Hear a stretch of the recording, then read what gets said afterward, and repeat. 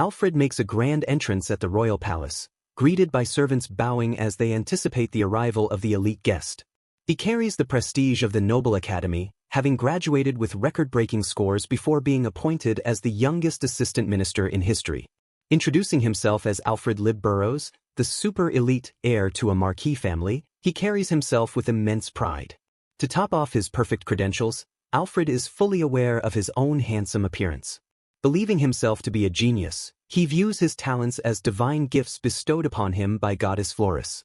He is convinced that his destiny is to rule the world to ensure peace and progress for all of humanity. The atmosphere shifts as Princess Sophia officially arrives at the palace. Starting today, Alfred is set to serve as the tutor for the future ruler of the Griffiths Kingdom, the first Princess Sophia. He arrogantly dismisses the 16-year-old princess as a mere brat, whose education will be an effortless task. Behind his professional mask, he plans to exploit the princess as a stepping stone to further his own ambitious career. Sophia approaches her new instructor, innocently asking if he is the tutor assigned to her. Upon seeing her face, Alfred gasps in shock as a sudden realization strikes him. He is instantly overwhelmed by her cuteness, feeling a surge of affection for the young princess. A sharp mental fracture occurs as a mysterious memory begins to surface within his mind. Alfred suddenly clutches his head in agony, leaving Sophia confused as he reels from a painful mental intrusion. A vision of Sophia-ten flashes before his eyes, triggering a flood of forgotten information. He sees a twisted image of an angelic Sophia covered in pitch-black blood, a sight he finds disturbingly irresistible.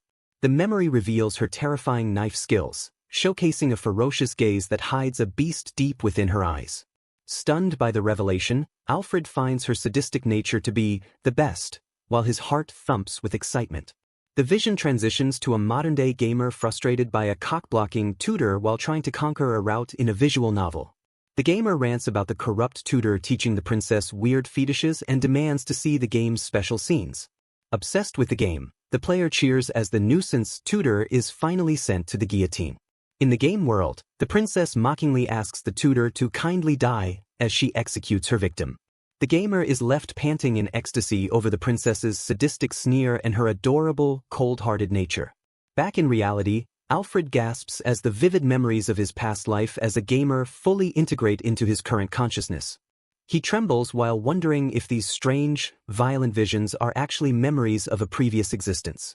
Alfred realizes with horror and excitement that he remembers every single route and detail of the game he once played. He recalls that in the world of Griffiths, Princess Sophia is destined to become a Duess sadist under the influence of a corrupt tutor. Looking at the girl before him, he confirms that she is indeed the same Sophia Ray Griffiths from the game.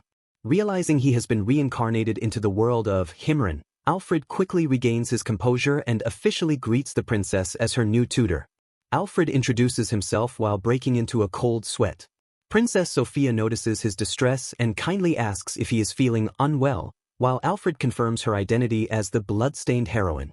He dismisses his reaction as slight dizziness, but the princess warns him not to push himself too hard. Alfred is momentarily blinded by her radiant beauty, wondering if he has made a mistake about her sadistic nature. Breaking the tension, he addresses the princess directly to confirm the reality of his situation. Alfred casually asks about her fiancé, Daniel Lyle, who is the central protagonist of the game world. He desperately hopes she will deny Daniel's existence to prove he hasn't been trapped in a game. Sophia confirms Daniel exists but admits she has never met him before. The horrific truth sinks in as Alfred realizes that Daniel's existence makes this world undeniably real. With the world of Harem fully confirmed, Alfred realizes he is living within the game's narrative.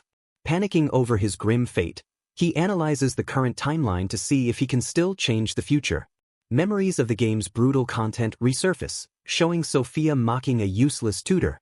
In the vision, the tutor begs for mercy while Sophia coldly declares that she will be the one educating him.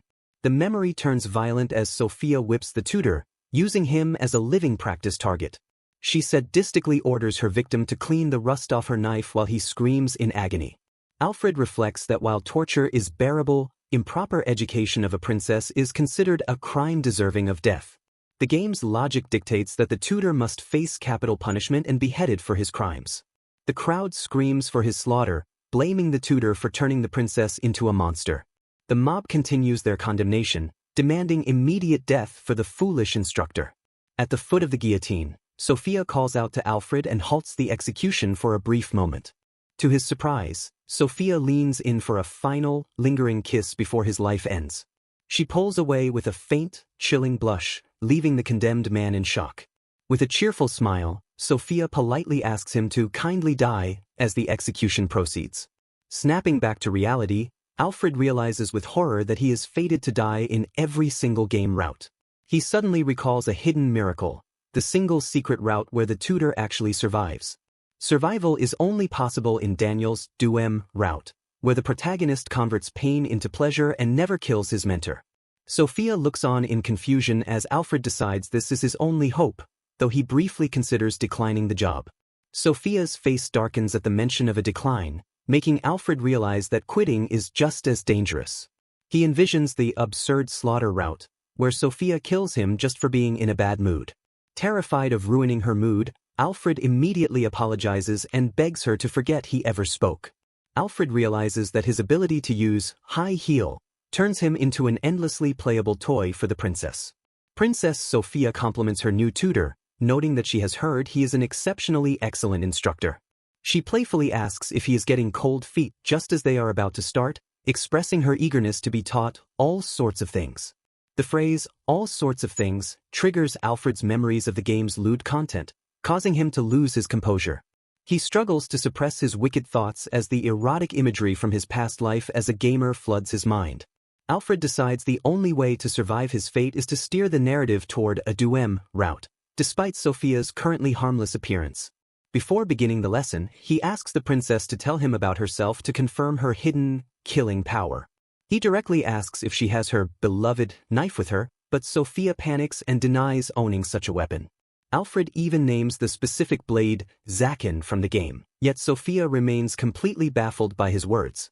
Convinced she is simply a good actress, Alfred determines he must find the hidden weapon to protect his own life. To Sophia's shock, Alfred suddenly begins groping her body in a desperate search for the concealed blade. He forces himself to stay focused on the task, ignoring the inappropriate nature of his frantic physical search.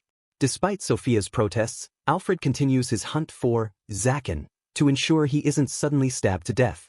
Sophia screams that the knife is not there, and Alfred is forced to realize that he has made a grave mistake. A dark and growling aura begins to radiate from Sophia as she reacts to the tutor's intrusive behavior. Entering a terrifying madness mode, Sophia threatens to tie his intestines into a butterfly knot in what Alfred fears is the worst bad end. Alfred immediately drops to the floor in a desperate apology, realizing he jumped to a catastrophic conclusion. Sophia remains outraged at being groped, and Alfred can only agree that his behavior was entirely inexcusable. He remains puzzled as to why she doesn't possess the weapon or the personality he remembers from the game. Alfred wonders why she hasn't unleashed at least 10 kicks to his groin if she were truly the sadistic Sophia from Harem. He concludes that her duess nature is still dormant because the protagonist Daniel has not yet made his debut. Interpreting this as a divine revelation from the goddess, Alfred begins to chuckle as he formulates a new plan. He decides that awakening her sadistic side is a mandatory condition to guide the world toward the proper story route. Alfred believes the goddess is commanding him to survive and complete this mission for the sake of the entire world. He begs for forgiveness for his intrusive guidance, though Sophia is far from convinced by his explanation.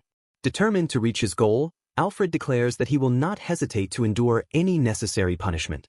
He resolves to mold the girl into his version of an ideal princess through his unique brand of tutoring. Sophia is left blushing and confused, wondering exactly what kind of figure he intends for her to become. Observing his intense and serious expression, she begins to wonder if her tutor actually has a grand design in mind. Sophia reflects that his rude behavior would normally be punishable by immediate execution for lèse-majesté. To Alfred's relief, the princess decides to overlook his transgressions for the time being. Alfred prepares himself to force her into her sadistic role as he asks what kind of lesson they shall have today. With a determined fist, he vows to the goddess that he will survive this world no matter what. A mysterious voice acknowledges his resolve, expressing high hopes that Alfred will carve out a path of his own.